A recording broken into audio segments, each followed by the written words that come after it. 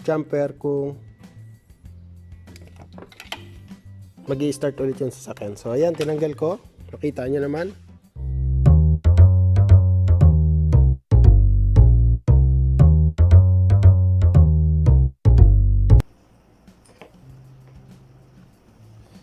Good day guys, this is Mac Garage again and welcome to my channel. So today guys, unbox tayo ng Carjumpstarter.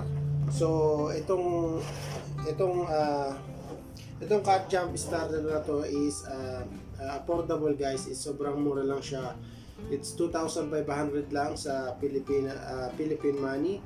Nabili ko siya sa Amazon or dito sa amin is sok.com. So bubuksan natin siya. So ayan siya. So meron siyang user manual, certificate. So meron siyang charger. Ito yung kanyang charger pag i-charge natin. And car charger. So pagka sasakyan lang kayo, ito naman yung gagamitin nyo. And bunch of extension or adapter ng mga charger. So ayos ang dami nito 2, 4, 6, 8 plus hindi ko to alam kung para saan to. Siguro ito yung ginagamit yan dito sa may adapter nya. And charger ng mga cellphone. So meron siyang pang iPhone. Open natin. So meron siyang pang iPhone. Meron siyang pang C-type, and meron din siya yung ordinary. And ito yung alligator clip. Yan. Ito yung gagamitin ng sasakyan kapag mag-jump tayo ng car. So itong red is nasa positive terminal and negative terminal. So may kita nyo dito. Hindi naman kayo dyan malilito kasi yan. So ito na yung Carjumpstarter natin. So pasapigan natin dito sa manual kung ano yan. So sobrang liit niya lang. Pwede nyo siyang madala kahit saan.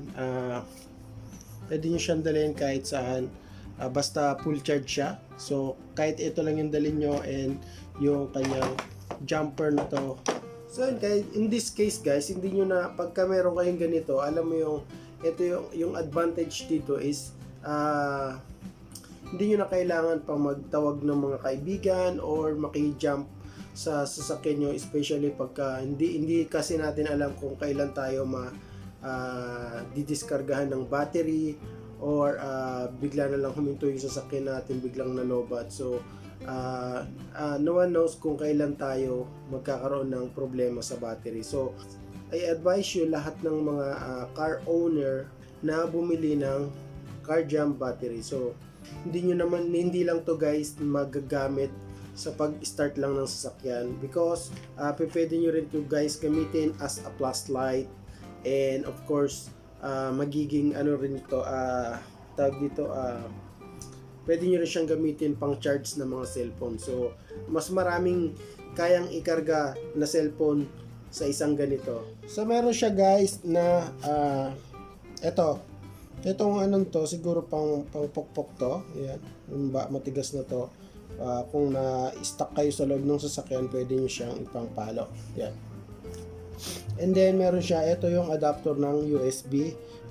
Kung mag-charge kayo ng cellphone nyo, pwede nyo siya dito. Kung meron kayong dalawang ganito, pwede kayo makapag-apply makapag-charge ng dalawa. Pero ito, pwede nyo nang gamitin. So try natin sa cellphone.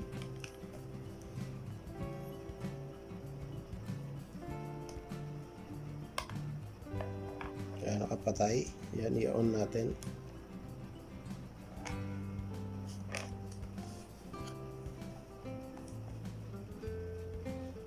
Yan. So yan guys, nag-charge yung ating cellphone.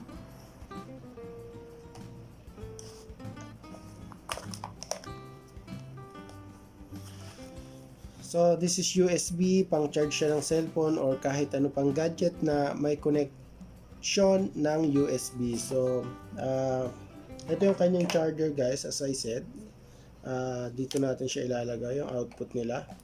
Ito yung 12 volts ng output niya, and then yung input dito sa may kabila. And then ito yung kanyang jumper.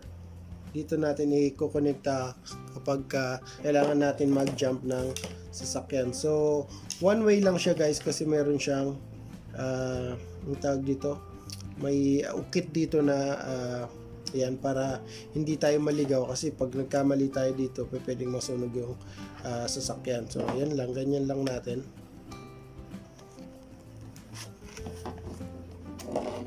Yan. And then pwede na natin itong ilagay doon sa may sasakyan. So now itatry natin guys sa isang lobat na sasakyan kung totoo nga bang kaya nitong paandarin yung lobat na sasakyan. So punta tayo dun sa may sasakyan na lobat. So itong sasakyan na to guys is totally lobat na. So kung nakikita nyo is a battery lights lang yung nakikita dyan ng door. Pero pag in-start natin yan, lagyan natin ng ilaw ang ating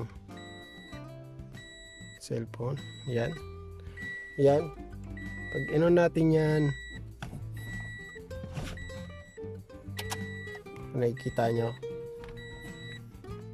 maririnig niya. Tapatay natin ulit yung ilaw. Diba? Hindi siya nag-i-start. Yan guys.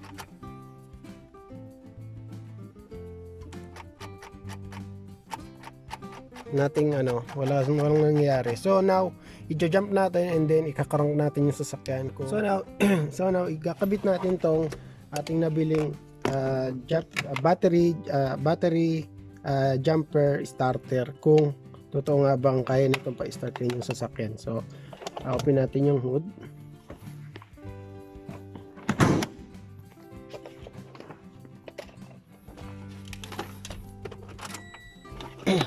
Make sure na naka-off yung sasakyan nyo guys. So ayan.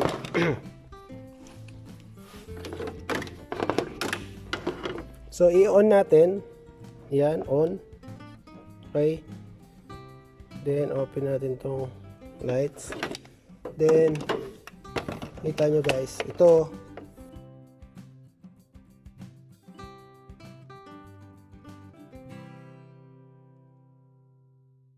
yan.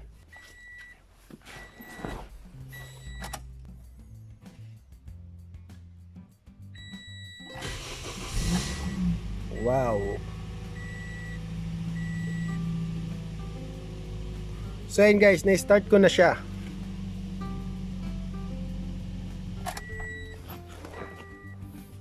So now, tanggalin ulit natin yung jumper kung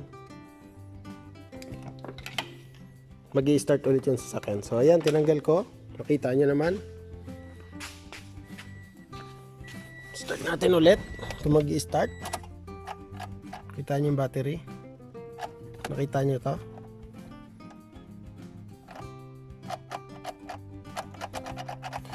So yun guys, so ibig sabihin king talaga tong. So yun guys, isipin nyo guys, sa ganito lang, hindi nyo na kailangan pang magtawag pa ng inyong mga kaibigan or mang-istorbo ng ibang tao para lang tulungan kayo mapa-start yung inyong sasakyan. Recommended ko talaga sa inyo guys na bumili kayo nito. Hindi nyo lang ito magagamit sa inyong sasakyan, and magagamit nyo pa to sa mga pan-travel nyo. So hanggang dito na lang guys, and sana naman I hope na nakatulong tong aking suggestion. So hanggang dito na lang guys. So kung mayroon kayong mga katanungan sa mga sasakyan, mag-iwan lang kayo ng comment sa baba. So I will try my best to answer all of your question guys. So hanggang dito na lang, and we'll see you again with my next video.